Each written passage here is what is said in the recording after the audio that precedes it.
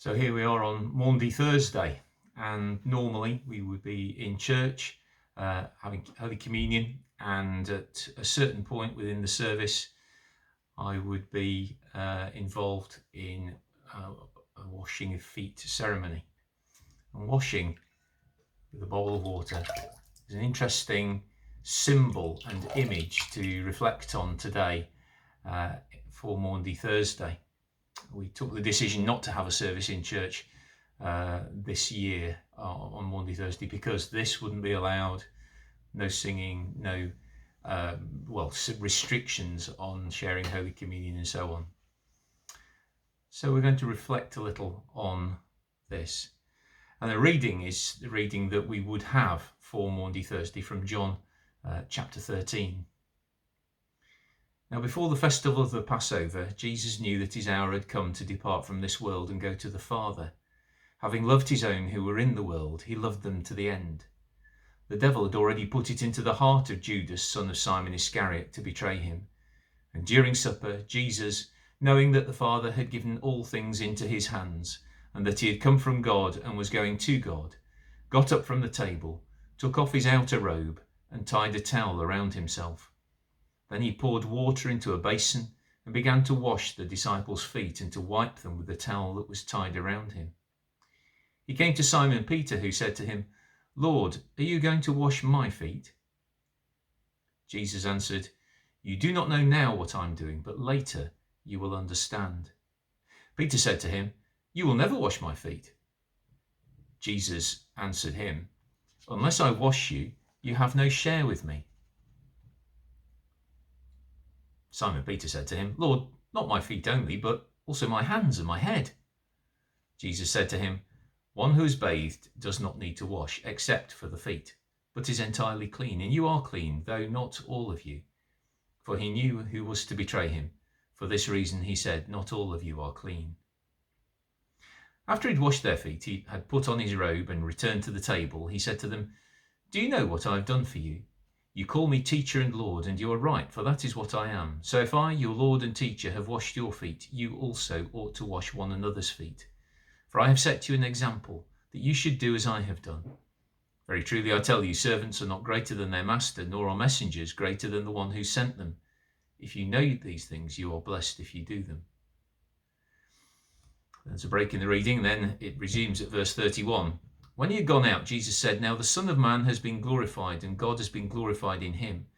If God has been glorified in him, God will also glorify him in himself, and will glorify him at once. Little children, I am with you only a little longer. You will look for me, and as I said to the Jews, so I now say to you, where I am going, you cannot come. I give you a new commandment, that you love one another. Just as I have loved you, you also should love one another. By this, everyone will know that you are my disciples, if you have love for one another." Now, during this pandemic, as we've observed on a number of occasions, washing hands has become a very important topic. We're supposed to spend at least 20 seconds washing our hands in running water, not a bowl, obviously, and that's been a very important thing.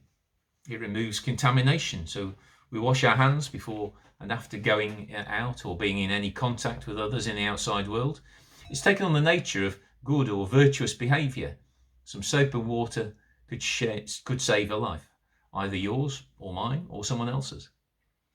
It's not entirely new, of course.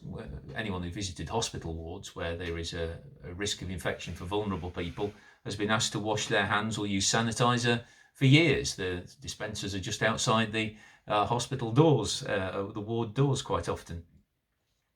And going back further, I'm sure many of us can remember our parents telling us to wash our hands before we have our meal, or if we've just been stroking the dog or playing the garden or whatever it is. It's not entirely strange to us, but the intensity is what's new. In the story of Holy Week, the events that lead up to Jesus' crucifixion, there are two stories of washing which contrast with each other. One of feet and one of hands, and they have very different significance and meaning, yet they both help to explain something of what is unfolding. The Last Supper is the setting for the washing of feet. It was a task usually assigned to servants or even slaves, and always done by someone understood to be of lower status than those who were being washed. But here, Jesus takes the responsibility for himself. And this episode occurs just before Judas leaves the meal, so we might assume that even Judas was included as a potential recipient of foot washing. Now, it's a remarkable act. It turns social conventions upside down, as Jesus often did. He behaves in a way that is entirely in keeping with a man who eats and drinks with, quotes, sinners, speaks with lepers, touches the sick, champions Samaritans, tells us to prioritise children because they understand, and who heals on the Sabbath. But if that isn't enough, we need to remember that we're reading John's Gospel, and that always has some symbolism to it. When Jesus washes the disciples' feet, he's looking ahead to the purpose of his mission and the meaning of the death he is about to face. Somehow in the mystery of all that the crucifixion means, there is a true washing and cleansing. The power of the selfishness, guilt and shame that plagues humanity and mars our relationships with God and each other is about to be broken. Receiving that is going to feel a bit like having Jesus, the most important person in the room, washing your feet.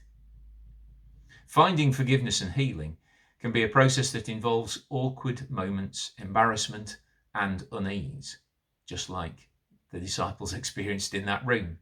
Yet it is ultimately the true liberation that we all need. Little wonder then that Peter protests. He also protested when Jesus was much more explicit about what was going to happen, that he'd be arrested, tried, executed, and then rise again. That's in Mark chapter 8, 9 and 10, in fact. Subconsciously, Peter has made that connection. But when Jesus says it's important, Peter characteristically overreacts and asks Jesus to wash more of him. It's a comical moment in what's otherwise a very serious episode. It's not about how much of the water in this bowl you get, Peter, says Jesus. It's a much bigger theme. It's something more important is being discussed here, is the sort of gist of what that conversation is all about. The washing symbolises Jesus taking responsibility for doing what is necessary for reconciliation and forgiveness. He accepts that it will be at great cost. And the contrast with Pilate's bowl couldn't be starker. Washing your hands of a situation has become a phrase that we use in our language. I wash my hands of it, says Pilate. And we've now adopted that as a way of saying we're letting go of any responsibility. Pilate's public action is his attempt to disown the decision of the mob to crucify Jesus, but we know that he can't. Only Romans can execute, and he's the governor. The buck stops with him. The responsibility is his, whatever he does with a bowl of water. One bowl is a vain attempt to disown a decision as a result of fear of the crowd and losing face with the emperor. It's a face-saving and expedient manoeuvre to try and maintain a facade of peace. The other bowl is a costly act of service, symbolising a genuine cleansing of sin and its consequences. It fully embraces the pain of the way of service and takes on the full responsibility of what the fulfilment of that action will require. It's going to achieve true peace. This is Jesus rejecting the way of power, preferment and status that Pilate is so locked into. In the next half an hour or so, most of us will wash our hands, and for good reason. Try making it a moment of prayer and reflection as you take responsibility for the safety of yourself and others. Use it as a moment to think about Jesus washing his disciples' feet, his commitment and love for all of them, even his betrayer. Use it as a moment to give thanks for the cleansing and reconciliation that he sought to bring and the cost that was for him. Pray for all those in positions of authority, influence and power, who like Pilate might be tempted to do what is easy and expedient rather than what is difficult and right. And pray for those you seek to protect by washing your own hands.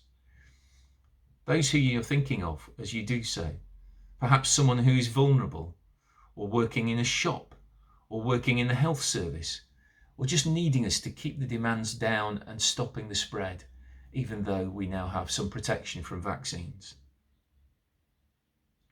Pray also for those who suffer. Pray also for those who are grieving. Pray also for those who are caring for someone who is living with long-term consequences of what has taken place. Let's use today as a time to reflect on taking responsibility and not, like Pilate, letting go and pretending it isn't ours. Amen.